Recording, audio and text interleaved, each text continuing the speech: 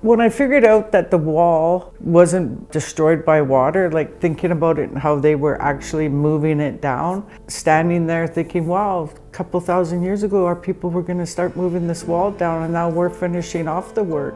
We are where they were, we're standing where they stood, and it's a really neat feeling.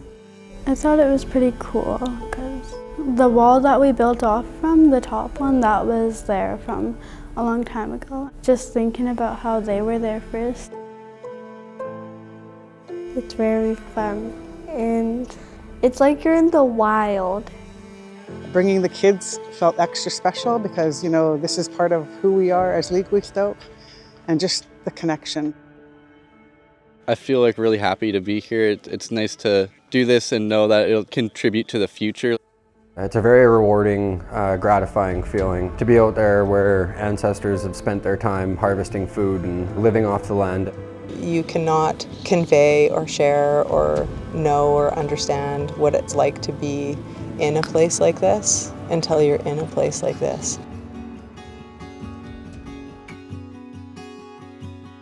The Weewakam, the Weewaka, and the Comox have joined forces with the Nanwakolas to come and restore the Clam Garden together. It's a 4,000-year-old clam garden and it hasn't been used for a long time, so what we're doing is we're turning over the till to help the clams move around, and we're building the bottom wall. When you don't turn the clam garden over, it gets hard like cement. So the clams can't move around and be healthy, so they don't grow as much. But once you start turning it over again, they love it, so they're able to move around. It makes them healthier and makes more clams. That's what we're doing today. Everybody's come out to volunteer to help build the wall and fill it in. When you dig these gardens a lot, it looks like that, and it's easy to turn over. When you keep turning over, it's easier and easier. After a while, it's just going to be sad. There's a couple old walls they built from the old clam gardens. Taking a few rocks from those, and then some of the boulders that are buried in the sand, we'll dig up and roll them down to the low tide line at the water's edge, and then start placing the rocks to make them fit together into a nice wall. Hopefully it can start filling in behind it with sediment and make it a more flat beach for clam digging. There was a lot of big rocks wedged into the ground, so we were trying to dig those up and move them into the wall to rebuild the wall structure, also to provide more sand area so the clams can burrow in. And behind us we would have people with their pitchforks stirring up the top layer of the sand to make it easier for them to burrow in. I think it's really important and nice to know how we're getting to go out and learn how to do everything. One day when we're older, all of us youth, we'll be able to teach the next generation. To see all the smiles between the adults and the children was a very happy thing to see. Everyone coming together to do this, it feels really nice to be able to come together for a project like this and work together and know that it'll go to something in the future, like everyone's children and grandchildren can come back in the future and harvest here for themselves. They're going to be our future knowledge keepers.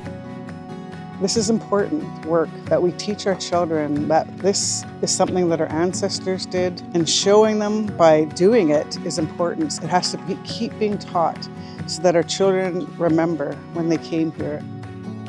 When I have kids one day, I'm going to teach them how to dig clams. It's really neat for them because now when they become grandparents, they're going to say, oh yeah, we helped restore that beach when we were kids. This is where it was. And it's just a real inspiration. For me personally, it's something that really is part of our heritage. It's part of our right to revive this clam garden. When we talk about being on the land, this is really what we're talking about. We're talking about being able to come into our territories and gather food and share with our communities. I always think about one of our elders. She talked about when the tide is out, our table is set. So for food security, for one, to make sure that we have our salmon and our clams and our seafood, that is an important piece of our diet. to bring it back. And I think that having this clam garden and learning about it and clam digging at it is going to help that. We're going to always have our food. So this is why I feel it's so important that we revitalize it and bring it back like how it was used in the old days. I hope clam gardens become a normal functioning harvest method for the communities. If we can make it a community thing where we have a place to go harvest, I think that would be a great step forward and give access to people on a traditional food they might otherwise not have. Clams have been here since the beginning. They're a good staple for the future to feed a lot of people.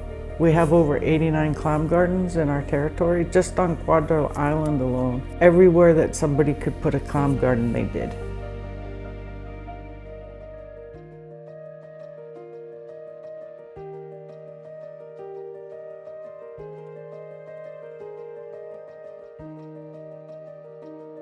We're having a big clam chowder bake-off, which should be a lot of fun. And I made a trophy out of a clam and I sprayed it gold for the winner. Hopefully maybe this will be an annual event.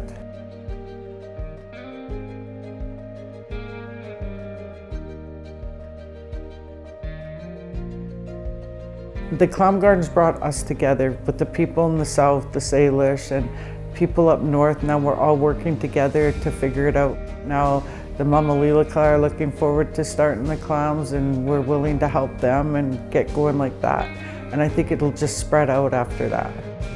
When we talk about getting back onto the land, this is really it, and it's just such a beautiful feeling.